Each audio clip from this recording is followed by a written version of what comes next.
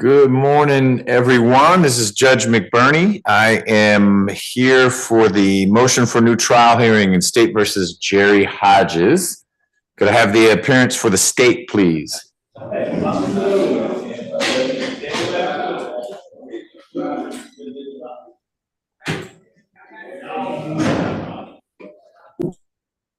Ms. Eaglin, are you going to join us?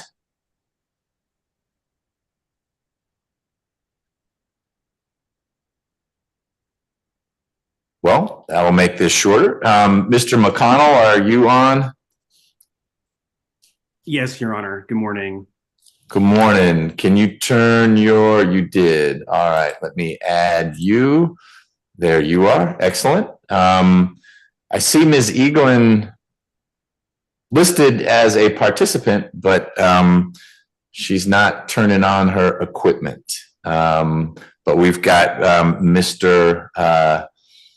Hodges here as well. Mr. Hodges, I muted your system because there was a lot of background noise. Can you just raise your hand if you can hear us? Great. All right. If you have a question or need to share something, do raise your hand, and then I'll ask the folks at Dooley State Prison to turn, or if you can't hear what's going on, if there's some technical issue or whatnot, I'll ask you to raise your hand and we'll get the folks at Dooley to unmute down there, okay? All right. Ms. Rivers, are you able to hear us? Yes, Judge, I can. Good morning. Good morning. We're going to get started. Maybe the DA's office will fix their situation, but we need to take care of this since the Department of Corrections has gone out of their way to get Mr. Hodges available. Mr. McConnell, I have reviewed your second amended motion for new trial. Unfortunately, you incorporated everything that Mr. Hort put in his. I want to press you on that a little bit because it helps me if I know in the end what you want to focus on, and frankly, what you want me to rule on if I am ultimately denying the motion for new trial, so it goes on up to the Supreme Court. And I'm more familiar with pleadings like yours, where you identify a discrete issue, and here was the issue, here's some case law that supports me, and then there is a more stream of consciousness approach that your predecessor on the case used, that then lists, just as an example, in alleging plain error, so error on my part, I'm not going to count them all, but maybe 50, 55 instances of purported leading questions. Obviously, you're not going to walk us through each of the 55, and I'm left at a little bit of a loss as to how I rule on that. So what I'd like to do is start with you saying, you know what, he raised those grounds and I want you to rule on them, or if you've concluded that there's a way that you want to focus it, I'd like to hear that. I'm fine with either answer. I've had to rule on a couple other motions from Mr. Hort, but on occasion, his successor, someone in your case, in your position, has said, you know what, I am withdrawing or abandoning X and Y and Z, and I'd like you to focus on A, B, C, D, E. Obviously, you want me to focus on yours. I got that. And there's a little bit of overlap, in particular on the statute of limitations piece. But otherwise, you do plow new ground. So why don't we start with that? Oh, look, Ms. Eaglin has hit all the right buttons, and we will add her to the mix as well. Good morning, Ms. Eaglin. Good morning, Your Honor. Good morning, everyone. So let's start with you, Mr. McConnell, and just sort of painting the landscape. And then hopefully we can pivot straight to the examination of Ms. Primovic, since she's agreed to join us. And then we can talk about argument or whatever else you want to discuss after we've let her go on her way. Sure. Well, you know, I'm always just hesitant to waive arguments that have been raised just for, you know, if we get to a habeas at any point with my client, I just want to protect his rights. I understand the court's concern if it's difficult to discern if there are any, you know, what's a discrete enumeration of error in the prior brief, things like that. If you want me to, I could just submit a request for you to issue rulings on particular points from that where I can identify it, if that would help streamline it. I just don't want to waive anything for my client. No, I don't want you to have to go through that. I will handle it like I've handled it in the past, and go from there. If you think that all of those are meritorious claims, then I will make sure that I go through those. Is there anything procedurally you want to cover before you call Ms. Primovic?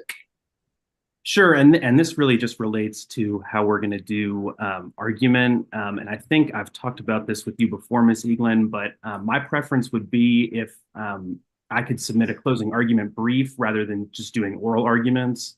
I think it's easier to get my point across more clearly. And if we can do that after we get a transcript of Ms. Primovic's testimony, that would allow me to cite to the record. So if that's acceptable to the court and to the state, that would be my preference. Otherwise, I'm still happy to do oral argument today. Ms. Eaglin, do you have any procedural matters we should talk about before we take the evidence from Ms. Primovic? I do not. Generally, the state tries to provide a thorough brief where I'm able to rest on my arguments, with the exception of the ineffective assistance of counsel claims. But it all usually depends on what is said in the hearing. It's been rather difficult, however, to sometimes provide the court with a meaningful brief. I have noticed with the Hort cases, in particular, because of the way that the briefs are, or his amended motions are constructed, they're a bit difficult to follow, and sometimes they're just very conclusory statements, and so the state doesn't really know where he's going. And so I've done my best to try to provide the court with a meaningful response on the non-ineffective assistance of counsel claims, but I would just ask that if there's anything inadvertently the state did not address that I maybe miss or misconstrued, if the court would like me to provide any sort of supplement, I'm happy to do so, just to let me know. And I have a reasonable amount of time to do so with my current caseload. Okay, thank you for that. And I feel you as you describe what you're up against when you get a Hort amended motion. Mr. McConnell, here's my plan. We'll have the examination of Ms. Primovic, and if there is anything that flows either from that or from any points you want to make about the grounds you've raised or that Mr. Hort raised before we wrap up today, if I feel like I need additional briefing, I will shoot an email to both of you, because obviously the other side should have a chance to do it. And so it's more the approach Ms. Eaglin has described. I feel like you have set forth the concerns you have from reviewing the transcript of Mr. Hodges' trial. Mr. Hort took his whack at that as well. And then Ms. Eaglin has had a chance to respond substantively to everything other than, let's hear what Ms. Primovic has to say. We lost Dooley. We're only talking procedurally, so I'm going to wrap that up. And then we've got Ms. Willis on from DOC. And so I bet she's going to figure out what's going on with Dooley right now. But I will let you know if I feel like I need more. And really only then would you need to put together a closing brief. All right, that works for me, Your Honor. Okay. Before we start Ms. Primovic's testimony, I'm going to add Ms. Primovic. It looks like she is in a motor vehicle, but not driving. That is correct, Your Honor. I'm at the jail. You're at the jail. Okay. But in a better place at the jail. Got it. Correct. All right. Let me see. Ms. Willis, are you able to tell what happened with Dooley? Hey, Your Honor. No, I am calling them right now to figure that out. Great. Thank you. You're welcome.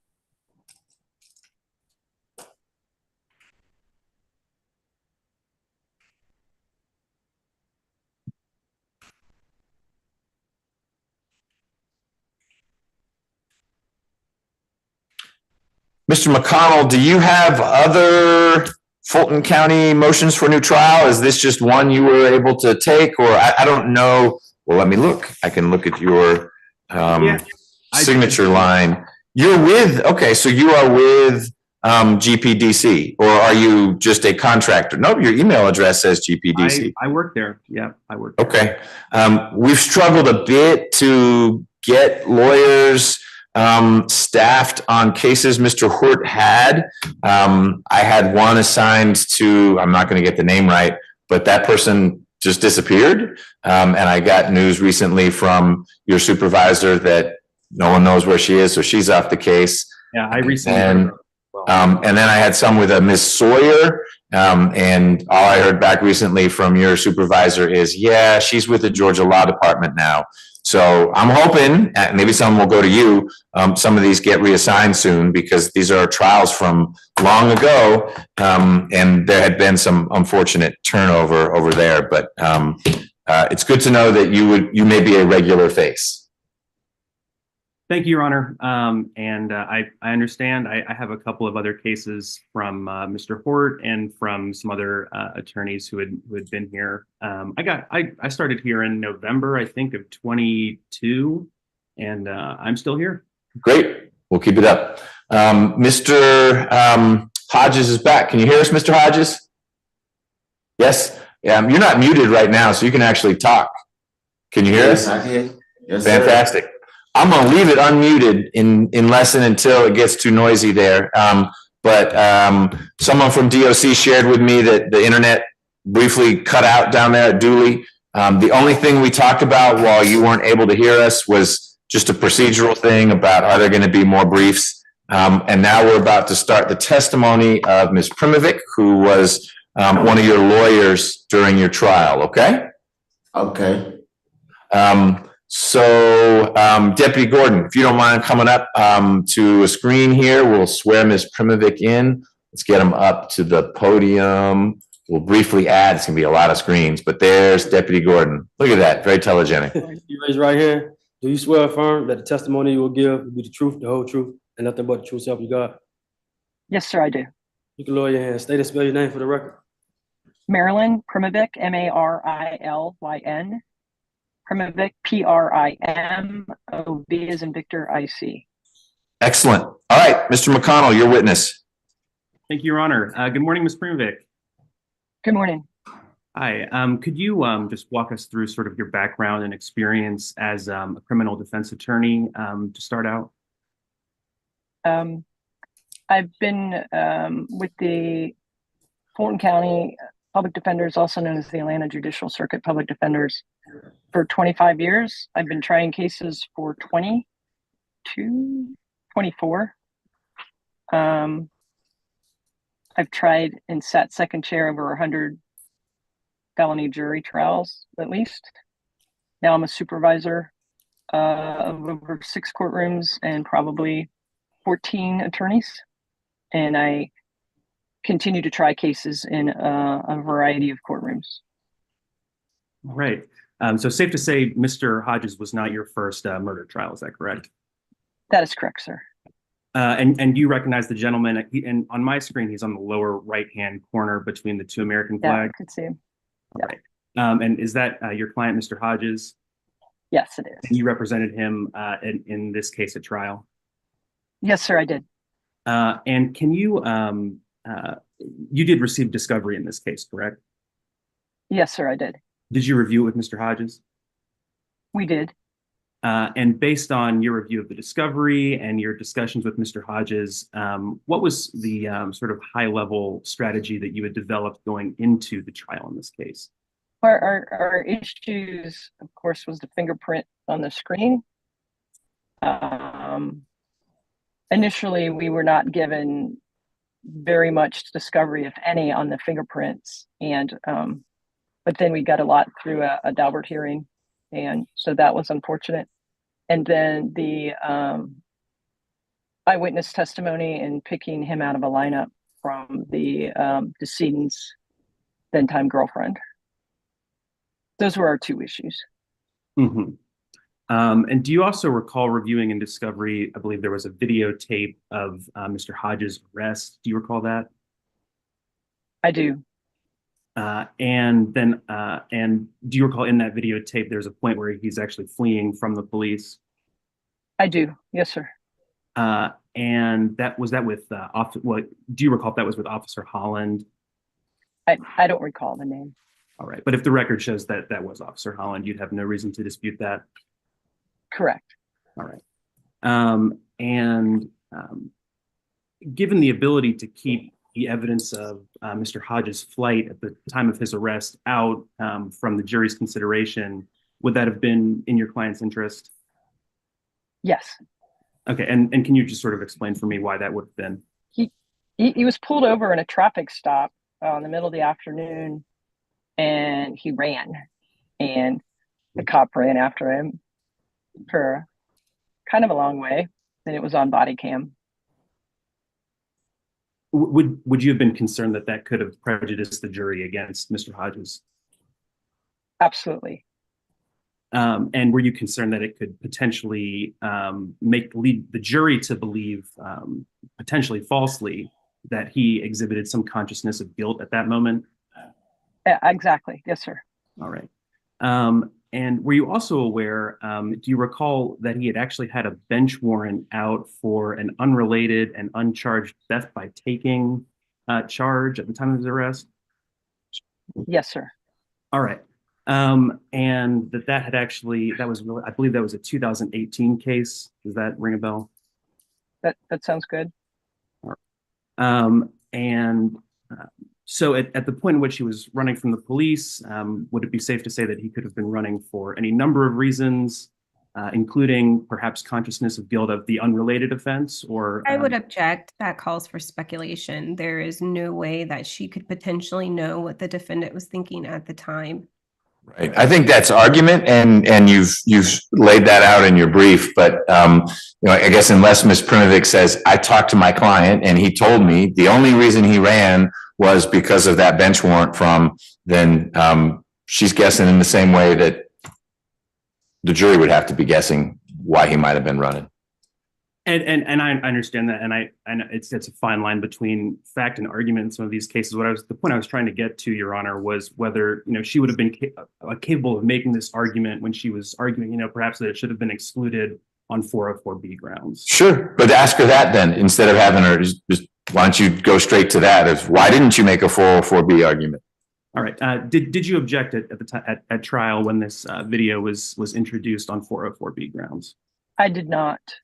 And why not? It did not cross my mind. All right. And if sufficient grounds for excluding this if there had been a meritorious 404B objection, would there have been any strategic reason for you not to have raised that? There'd be no strategic reasons not to do the 404B argument. All right. And turning now to, there was a juror question, and for the benefit of the court and the state, this is on page 174 of volume 4 of the transcript. And I will just read it. Hang on one second.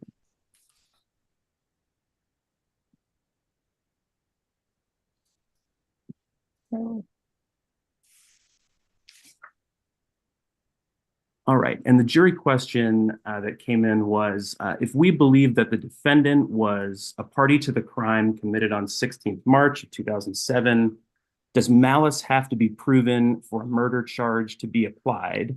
Or does party of the crime apply to murder even if malice or proof beyond a reasonable doubt of who committed the murder is not proven? Do you recall that jury question? I do, sir. And then when the court proposed a response along these lines, this is also on page 174. I'm sorry.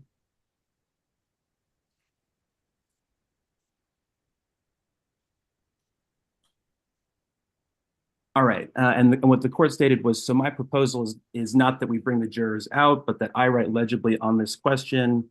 If you believe that a murder occurred on that night and the defendant was a party to it, you may find him guilty.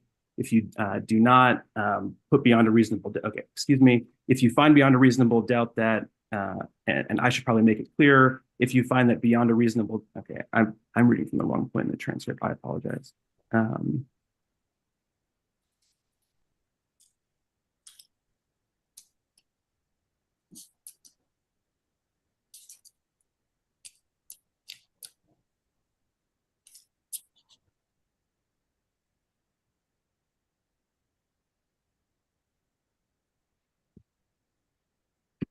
I'm sorry, just 1 second, Your Honor. Sure. Portion.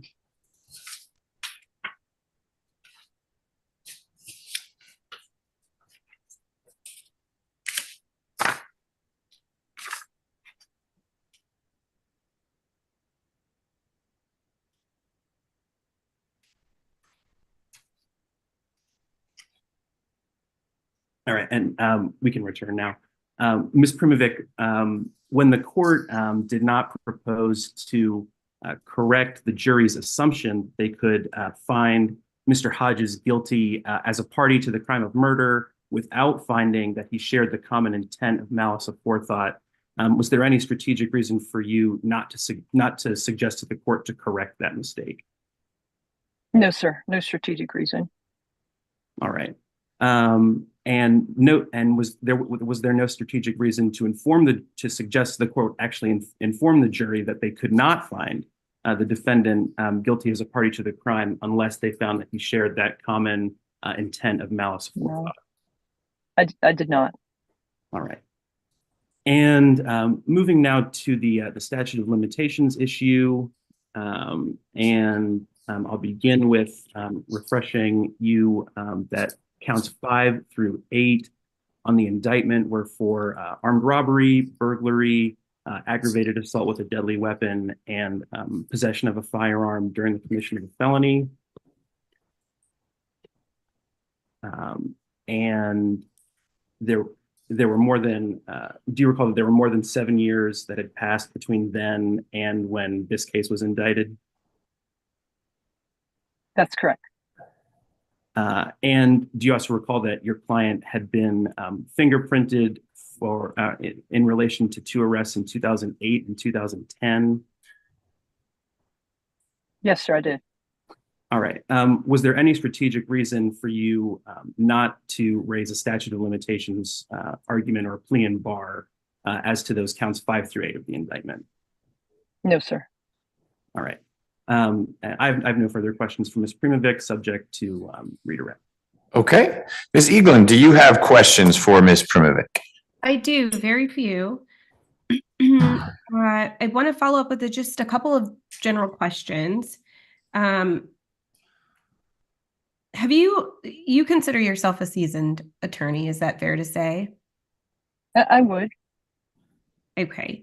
And of the many cases you've tried, how many of those trials was there actually a verdict reached? Just estimate.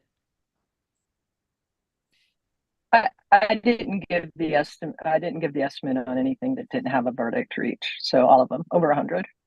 I don't really count trials where there's a mid plea or a mistrial, or that's not a trial. Okay. And how many of those cases were murder cases?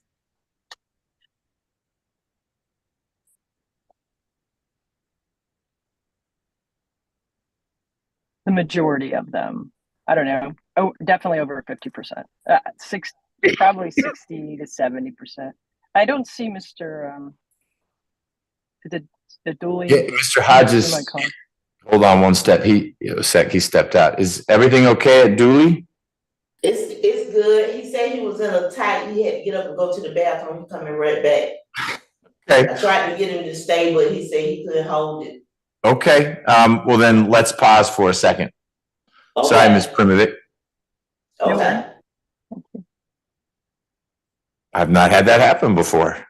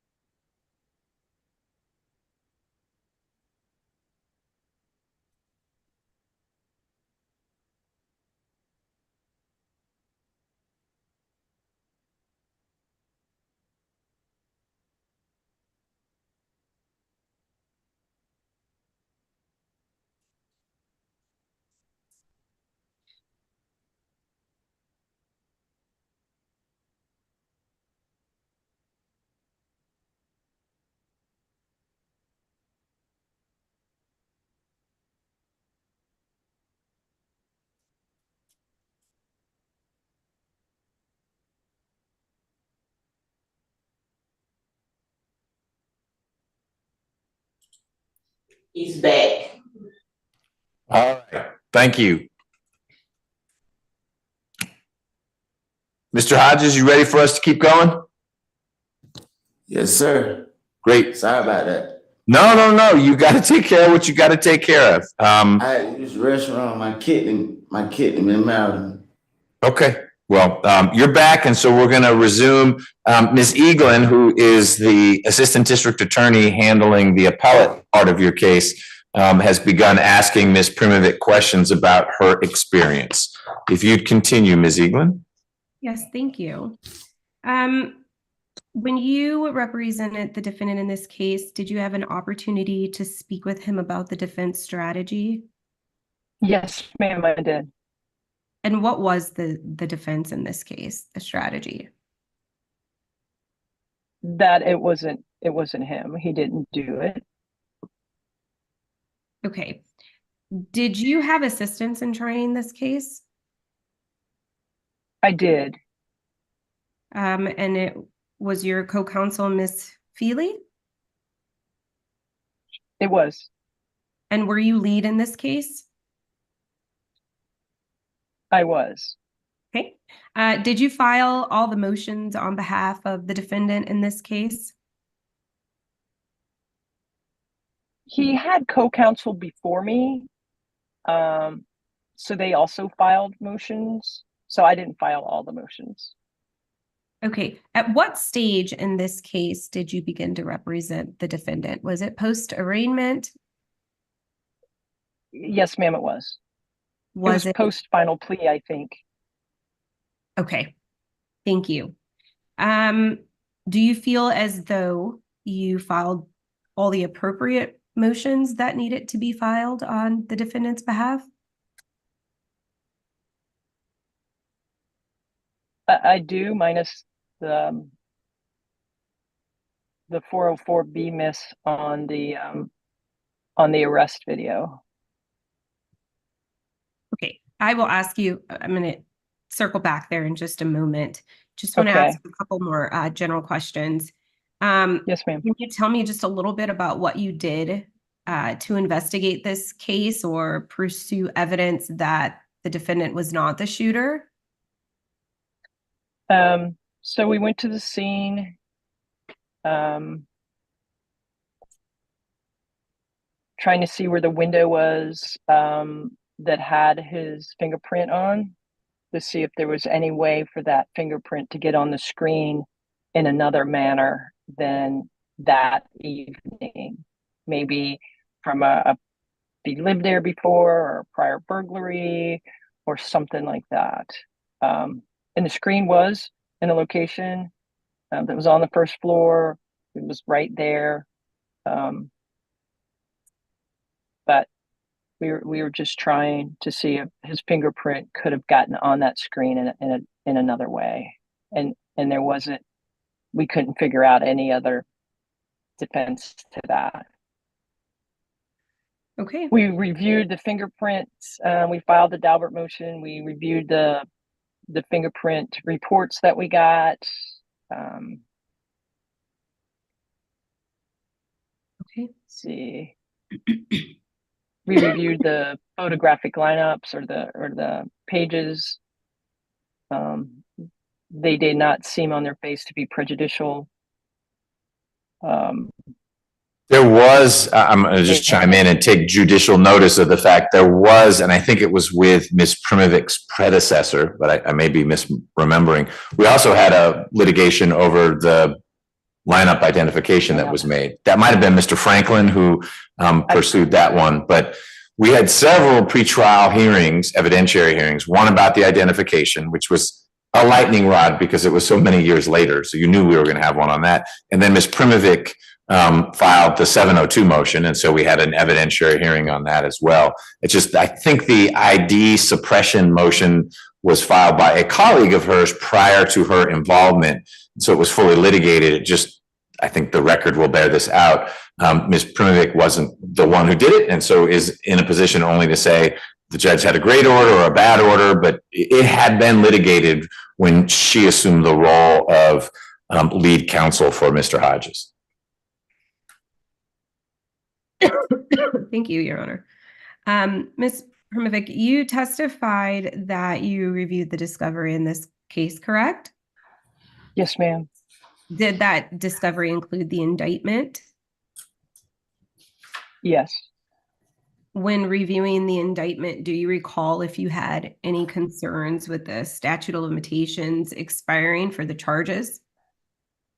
No, unfortunately, my focus was on I think there's a burglary, felony murder, and armed robbery, felony murder.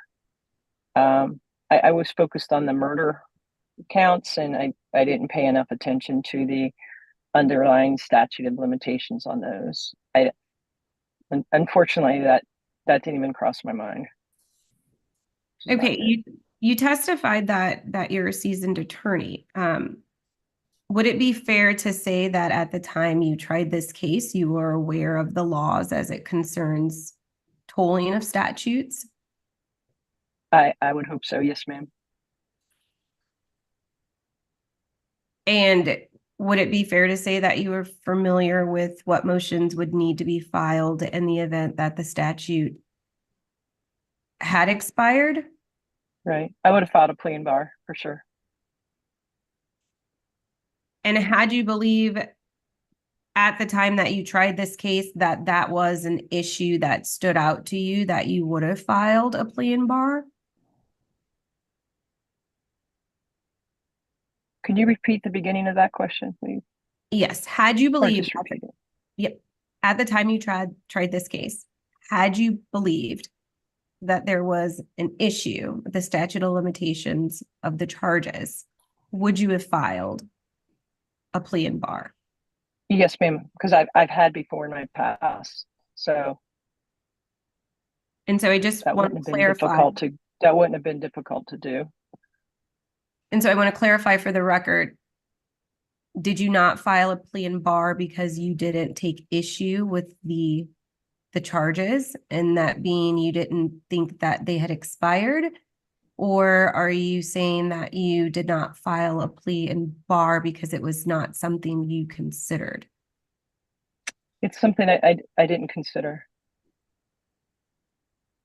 Knowing, just so I don't want to spend time assessing ineffectiveness if what really came to pass was you were aware of the timeline, the indictment references the timeline, you had the benefit of Ms. Feely as a trial partner, Mr. Franklin had looked it over, and so I'm curious if the answer is you and your colleagues made a determination that there isn't a meritorious plea in bar to bring because there's an explanation for the delay. And I appreciate Mr. McConnell has flagged reasons why maybe there might have been merit to it, but I just want to make sure I fully understand. Is it Ms. Prinovic and the lawyers working with her, it never dawned on them that an indictment 10 years after some predicate felonies for which the statute of limitations is pretty short, or of course it dawned on them, but they also understood the supposed facts of the case, which is that the fingerprint hit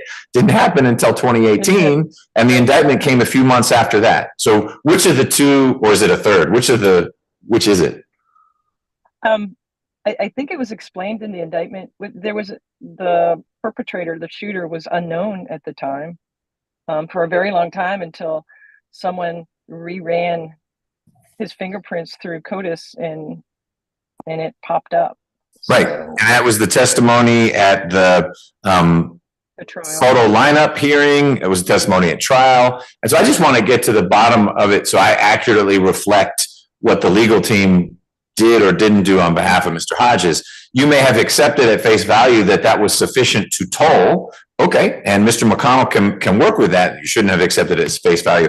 But your testimony was, I didn't even think about it. And I'm actually hearing you say something different, which is, I thought about it and the indictment explained it. And so why would I fight that? Right. So I didn't think about there being an issue with the timing because to me, there wasn't an issue with the timing. Okay. And that's not Mr. McConnell keep going. I'm sorry. I did need to be refreshed that was in the indictment and they had to rerun the fingerprints, and that just went through my mind that the testimony at trial was they had nobody. A new detective picked up the case, ran the history, and went from there. So I didn't see an issue, and I don't see an issue. Okay. And Mr. McConnell, you'll be able to follow up on redirect, but that just helps me better Okay. frame it. It's not that the age of the charges didn't set off an alarm bell in Ms. Prinovik's head. It's that alarm was muted by way of the charging document and the facts as they came out. And whether that was appropriate for Ms. Prinovik to think there's not an issue here, you can explore. That to me is very different from, I never ever thought about the fact that these charges were from 12 years ago when we went to trial. Yeah, I never thought about filing a plea in bar because Of how it was pled. Yeah, Okay. and how it was worked out, how the case came to be. Okay, that's helpful. Thank you for clarifying. Back to you, Ms. Eaglin. Thank you, Your Honor. In reference to the latent prints in this case, you testified that the state had not given you much information until the Daubert hearing, correct? That is correct. Okay. Do you recall on May 18th, 2022, filing a motion to exclude evidence regarding the latent fingerprint report? Someone, was that me? Because Let me ask. Because I remember being pretty adamant about the lack of discovery that we got on the fingerprints. I found it to be ridiculous. Yeah, that's an understatement. A murder case. Yeah. And you remember that, Your Honor. I do. And all of it came out in this hearing we had, and we got all of it. And that was late in the game. Not that late in the procedure, late in the getting this case ready for trial. If the record supports that you filed a motion May 18th, 2022 to keep the latent fingerprint report out, would you have reason to dispute that that was not indeed the case? No, we got a report. That's exactly right. We got a piece of paper that said they matched. That was it. Okay. And then you testified earlier a little bit about the Daubert hearing. Do you recall filing roughly 2 months later on July 5th, 2022, a motion to have that Daubert hearing? I do. Okay. And is it safe to say that your purpose in doing that was to make sure that the procedure was done properly, because we had one sheet of paper that said, hey, his fingerprint matched. We weren't going to just go with that and say, okay. Yeah. Do you recall? Yeah. Oh, okay. Sorry about that. I'm done. Thank you. Mm-hmm. Do you recall the order that the court entered provisionally admitting the evidence so long as the state laid the proper foundation at trial? Correct. Yes, ma'am. And do you believe at trial that the proper foundation was ultimately laid for this evidence to be admitted? I do. And so would that be a reason why you did not object to its admission? That is correct. Okay.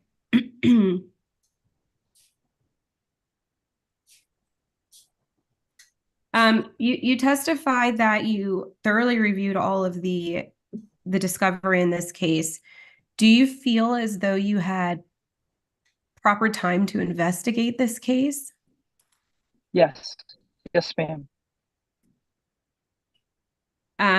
Do you feel that you had adequate time to prepare for this case? Yes, ma'am, I do. Did you have an investigator working with you on this case? We did. Yes, ma'am. Okay. And did you or your investigator ever explore whether there were other suspects involved in this case?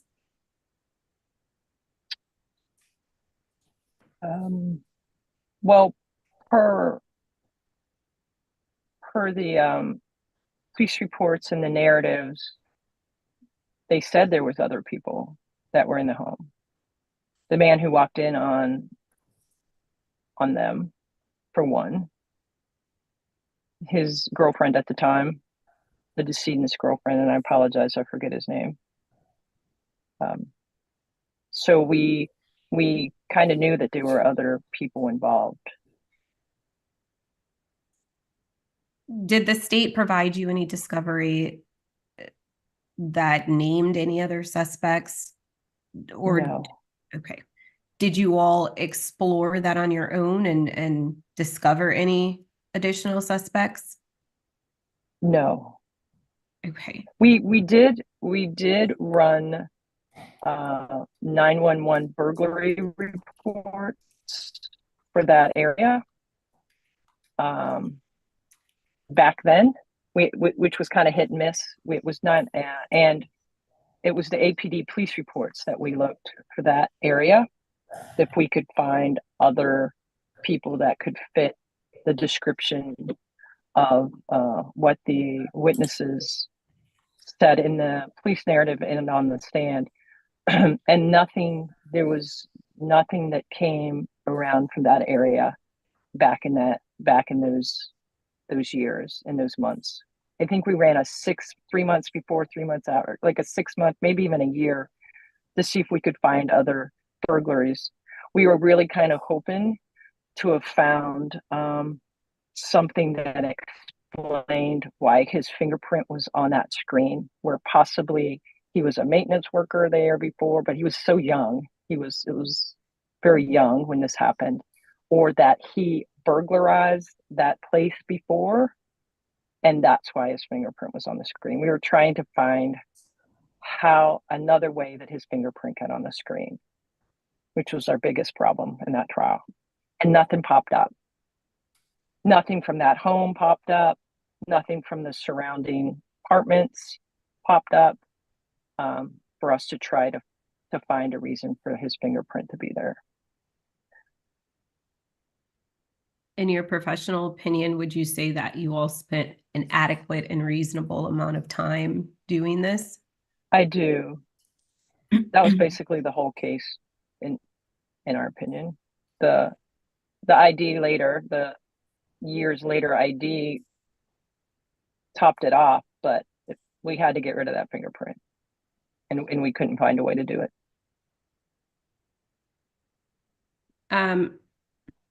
In reference to the photo lineup of Eyewitness Canada. Yes, ma'am. Do you recall, prior to trial, filing a motion to suppress her identification of the defendant? Yeah, I think Mr. Franklin may have done that. Okay. Do you recall during trial, when this evidence was ultimately admitted, do you recall if at the time you believed that this evidence was inadmissible, and if so, why? And if not, then please explain that too. I don't know if it was inadmissible. I think this was more of a jury question, to believe someone picked somebody out of a lineup 10 years later or 8 years later or whatever it was. I think that went to the weight of the evidence, not to the legality of it. Okay.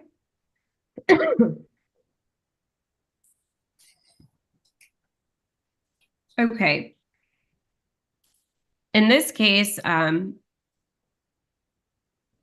the state served you discovery. Do you recall if that discovery included the body cam footage of the defendant being arrested? So the body cam footage, that is that's interesting, because I don't remember seeing it until very late but I don't know if that was on me or if that was on the state. We may have received that in a zip drive or a CD or something back then, and I didn't see it, or it was emailed to me late. I don't know which one, but whatever reason, I didn't see it until later in the game. In the process, so I brought it up kind of before trial about the issues of the body cam and the problems that it had in it. If the record reflects that the defendant's arrest was on the state's exhibit list, would you have a reason to dispute that? No, ma'am, I wouldn't. Okay. And if you reviewed the discovery in its entirety, would it be fair to say that you reviewed the estate's exhibit list?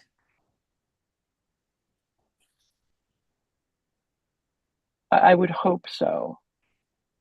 Okay, so is it fair to say that you had some notice that there existed a body cam footage out there of the defendant's arrest? Yes. Okay. And do you recall making a formal motion for that footage to be excluded, arguing improper bolstering? I think it was an oral argument. I didn't file a written one, correct? That is correct. Okay. Do you recall the arguments that the state made for the admission of this evidence? I would need to be refreshed on that. Okay. If the record reflects that the defendant's argument was one of flight and Officer Holland ultimately not being able to identify the defendant years later, would you have any reason to dispute that that's not the argument that was made? Yeah, if that's in this transcript, that's the argument that was made. In response to the state's argument, I will direct the court and Mr. McConnell to volume 3, page 166. It's also in the state's brief. Your response to the state's argument was, quote, "If anything, Your Honor, that little thing at the end which shows his face, just that it is a screenshot, I think it's acceptable for the state's argument." Can you explain to me why you felt that the court playing only a slight portion of the defendant's face in this video was reasonable for purposes of Officer Holland being able to identify the defendant? Because that's what the state said their purpose was to make sure that the officer could connect our client at trial to that arrest, is what I'm guessing what the state wanted. And if excuse me, if the state said that that's what they wanted, then the ending should be enough where his face is there. That's who he is. That's who we arrested that day. I mean, why do they need anything else? Okay, but in your response, you agreed with a small portion of the video being admissible for that purpose. And I just would like you to tell me more about why that. I think that was a relevant reason why the state wanted to play that portion. And had you felt that? Go ahead, I'm sorry. Nope, go ahead. Sorry, I will let you finish your thought. Sorry about that. No, I'm good. Thank you. Had you felt that this was not a relevant reason for this evidence to be admitted, would you have vocalized that in your arguments to the court? I would have. Okay. I didn't think the 25 minutes of them running down the street was relevant. I want to make sure I'm following what you're exploring, Ms. Eaglin. I know what we're talking about, which is the arrest video. I don't remember how much of it was played, but is what you're saying is that the way ultimately I ruled, obviously I can find this from the transcript, but I'm not there right now, is that Ms. Primovic objected to starting it at the beginning, showing the whole thing, but said, look, if the point is for this officer to be able to identify that the person arrested in 2018 was in fact the person here in court who is connected by a fingerprint or is connected to that fingerprint on that window screen, let's just play that little bit that shows his face. What ultimately ended up happening?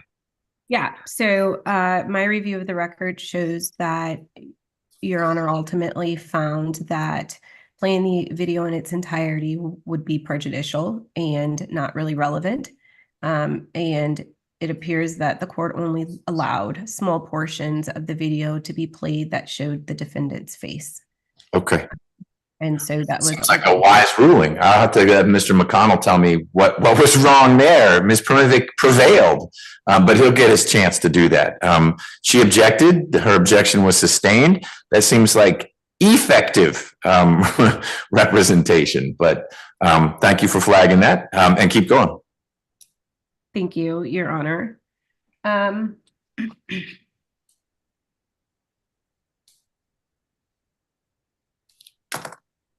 That was kind of honestly most of my questions regarding the 404B grounds for the video, the whole fleeing aspect. I guess my last question would be more so the juror question. Do you feel that when the jurors posed the question to the court, that the court did an adequate job in responding to the jurors' question? Now with hindsight, of course, the word malice would have been, I wish I would have caught that and requested, they still, so if it's for malice murder, they still have to find malice, even if it's part of the crime. I think, looking back at it now, I would have asked for that. I don't know why I didn't then. I don't know. Okay. Your Honor, I think that's all the questions that I have. All right, Mr. McConnell, any redirect? Yes, Your Honor. Hi, Ms. Primovic. So just to revisit the 404B issue to start with, I believe you testified that you had agreed a small portion of the video.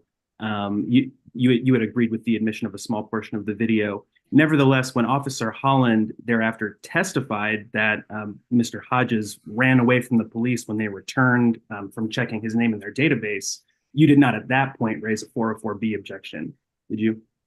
I did not. And there would have been no strategic reason not to do so? No. And moreover, even if a small portion showing Mr. Hodges fleeing was admitted, couldn't the purpose that you had agreed with admitting this for, which I think was to prove that that Holland recognized Mr. Hodges, couldn't that have been accomplished through a mere screenshot and rather than showing this clip of him fleeing or being arrested? Correct. All right. And was a screenshot admitted? I can't remember. No, we played some of the video. It wasn't all 25 minutes. I don't know if the state ever wanted to play all of it. They wanted to play more than they got to. And we had a discussion about it because you raised that concern. But to Mr. McConnell's point, it was not a screenshot. There was actual moving this and that. And actually Deputy Gordon even remembered from the trial that little bit of that video. I was wondering if we had both, though. That's what I know. I know we saw the video, but I didn't know if they also had the screenshot. I can't remember that. Yeah, I don't know. All right. And let me return to now the statute of limitations issue. At the time that you reviewed the indictment, were you aware of Georgia Supreme Court case law saying that the statute of limitations stops tolling where the combined knowledge of the police and victims would allow them to identify a suspect? Yeah, I wouldn't know the name of the case, but yes. You were aware of that rule of law, though? Correct. And were you also aware that Miss Canada, at least when you first received the indictment and reviewed it, that Miss Canada would have a clear recollection of Mr. Hodges's face? Could you Curious, repeat that before to we me? go further with this, how would anyone have known to put Mr. Hodges' face in a lineup or share it with Miss Canada until the fingerprint match? Yeah, and Your Honor, the argument is that the fingerprints should have matched by as early as 2008 and we'll get into this more in closing, but in 2008 or 2010, when he had these subsequent arrests that he was fingerprinted for, and that combined with the match that Miss Canada would have been able to give would have been enough to run the statute. Okay. So you're still relying on this, the state should have, meaning the law enforcement should have made the match sooner. And it's that combination of then they'd know that's Hodges, show the photo to Miss Canada, and in 2008, you've got your suspect and not 2018 or whenever it was. Yes, that's part of the argument, yes. Okay. Keep I going. never thought of that. Go ahead. You had never thought of that, Mr. McVeigh? You know, as much as we abuse APD for their lack of detective work or investigative work, I didn't know that the standard was, maybe it's not, that they had the obligation. I mean, I don't know if they have the legal obligation to run it every year. I don't know that. That's beyond me. And I didn't make that argument. All right. And there wouldn't have been a strategic reason for you not to make that argument if it had been meritorious. No. All right. And I think you also mentioned that the arrest was on the exhibit list and potentially also the video, but you did not receive a 404B notice related to the arrest or the flight or the video, correct? No, sir, I did not. All right. And I have no further questions, Your Honor. All right. Ms. Primovic, thank you for your time. I don't know if we're catching you after the jail or preventing you from getting into the jail, but whatever your next stop is, you can head to your next stop. Appreciate your time. I appreciate it. Thank you all. Have a nice weekend. You too. Bye-bye. All right. Mr. McConnell, do you have any other witnesses you want to call? No, Your Honor. Ms. Eaglin, do you have any witnesses you want to call or evidence you want to tender? No, Your Honor. All right, then we'll say that the record is closed. Mr. McConnell, I am happy to hear from you if there are any high points you want to hit. You have set forth argument in your second amended motion, and obviously Mr. Hort did what he did in his 16 pages of single-spaced writing. And then if Ms. Eaglin has anything she wants to say in response, that's great. I feel like you framed the issues, but I'm happy to listen. Sure, Your Honor. And I think I'm happy to rest on my brief, but if the court has any questions that you'd like me to address specifically, I'm more than happy to do so now. No, I think you have set forth some things I need to dive deeper into. I'll let both sides know it, not need to be a surprise. I'm going to wrestle some with that jury question. This would be when they're deliberating, not while we were in the middle of trial, about intent. I'll need to think about that. And I will also look a little bit at this notion that the statute of limitations shouldn't have been told for as long as it was, or deemed to have been told for as long as it was. Who knows what I'll find when I go through the rest of Mr. Hort's motion, but of the things you put forth, Mr. McConnell, I know I'm going to I'll grapple with all of them, but in reading it again this morning, those made me think, I'll need to see, number one, what the record of this case really is, but then two, what have the appellate courts said about it? And Your Honor, one thing I wanted to point out, because I think that there was a little confusion during Ms. Primovic's testimony, and this is on the 404B issue. In the motion, my argument was that evidence of flight was admitted. So that goes beyond the video. That also goes into Officer Holland's testimony, where he says that Mr. Hodges was fleeing at the time of the arrest. So I just want to make sure that was clear for the court. No, I got it. And I don't remember it crystal clear, but I remember Officer Holland and his discussion of what happened. And then there was video of what happened. So I take that as the totality that Ms. Primovic, your contention is it was ineffective on her part not to object to all that coming in, even though it was cast as being flight, which is possible proof of consciousness of guilt. And that was clearly my ruling as to why it came in. And there was not ever a discussion about, well, really it's 404B. And so what's the purpose? And let's weigh it against 403. And to your point, there wasn't notice that 404B was out there. Although to Ms. Eaglin's point, the video wasn't a surprise to anyone. It just wasn't labeled as 404B. So I will navigate all that. Ms. Eaglin, anything you want to touch upon? No, I just think it's important to consider as it concerns the evidence with the video, Ms. Primovic's testimony that she couldn't quite say with any certainty that she hadn't gotten this information from the state. I think she made that very clear in her testimony. So I just don't want there to be presumptions as if that was discovery that she had not received. I understand Mr. McConnell's notice argument, but I just wanted to point that out to the court. Okay, well, and I don't want to miss something on your side, Mr. McConnell. I did not take your argument to be, number one, there's a discovery violation, then there's a notice violation, because if it's 404B, you have to provide notice. I thought your argument began with that piece, which is this is 404B evidence. And it doesn't matter if Ms. Primovic got it 6 years ago, it wasn't labeled as such. For it to come in, the state and the court needed to comply with the requirements of 404B, which start with notice, which isn't providing it, it's providing it with the label of, we're going to get this in and we're going to argue something about it, that it is other bad conduct, but it comes in because it shows identity or motive or something. And none of that happened clearly because no one, to include Ms. Primovic, which is your focus, framed it as a 404B issue. It was, here's this evidence, and it comes in because it's when he was arrested, and that it's flight. And maybe that's enough, maybe it's not, but that's how I intend to work through it. Did I miss anything in that?